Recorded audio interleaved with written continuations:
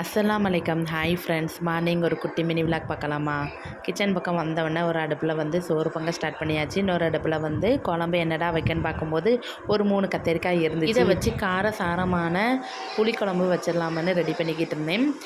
நைட்டே வந்து கத்திரிக்காய் இருந்தது பார்க்கல, இல்லைனா இதோட வந்து வெள்ளைப்பயிறு ஏதாவது மொச்சக்கட்டை ஏதாவது ஊற வச்சுருக்கலாம். புளிக்குழம்புக்கு நல்லாயிருக்கும்.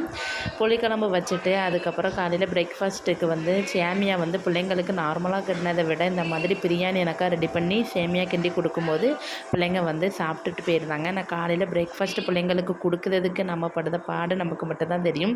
7:30க்கெலாம் வேன் வந்துடுமா, அதுக்குள்ளே என் பையன் வந்து ஏற்கனவே காலையில் சாப்பிடவே மாட்டுக்காங்க. அவங்களுக்காக தான் பெரும்பாலும் அவங்களுக்கு பிடிச்ச டிஷ் நம்ம செஞ்சு கொடுத்தோம்னா ஒரு 2 வாயாவது வாங்கிட்டு போனால் கொஞ்சம் மனசு கொஞ்சம் திருப்தியாக இருக்கும். காலையில் நம்ம என்ன தான் செஞ்சு பிள்ளைங்க சாப்பிடாம போயிட்டாலும் அந்த டே ஃபுல்லாக என்னென்னமோ மைனஸ் மாதிரி தெரியும். காலையில் எழுந்திரிச்சது ஃபுல்லாக வந்து நம்ம அவங்களுக்காக தான் ஒவ்வொன்றும் பார்த்து பார்த்து செய்கிறோம். அது வந்து இவ்வளோ நம்ம வந்து ஃபோக்கஸ் பண்ணி செய்யும்போது அவங்களுக்கு பிடிச்சதாக செஞ்சு கொடுத்துட்டோம்னா அவங்களும் வந்து காலையில் எழுந்திரிச்சோடனே ஒரு நம்ம அம்மா பிடிச்சது செஞ்சுருக்காங்க அப்படின்னு சொல்லி சாப்பிட்டு கிளம்பிடுவாங்கள்ல. அவங்கள வந்து எந்த டென்ஷன் கொடுக்கக்கூடாதுன்னு அவங்களுக்கு பிடிச்ச மாதிரி செஞ்சாச்சு.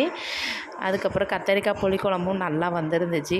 அவங்களுக்கு லைட் புளிப்பாக உரப்பு கம்மி பண்ணி ஒரு சூப்பராக ஒரு புளிக்குழம்பு வச்சுட்டு அதுக்கு சைடிஷ்டாக வந்து அப்பளம் தான் பொரிச்சு கேட்டாங்க. அப்பளம் வீட்டில் இல்லாதனால வத்தல் வந்து வறுத்து கொடுத்தாச்சு. அவங்க ஸ்கூலுக்கு வந்து கிளம்பிட்டாங்க. சிங்கில் கடந்த பாத்திரத்தை எல்லாத்தையும் கழுவிட்டு வீட்டெல்லாம் பெருக்கி விட்டுட்டு பொடி வந்து வீட்டில் காலி ஆகிட்டு என் பையனுக்கு வந்து பொடினா ரொம்ப பிடிக்கும். அது நல்லெண்ணெய் ஊற்றி சாப்பிடுவாங்க தோசைக்கு மொக்கி.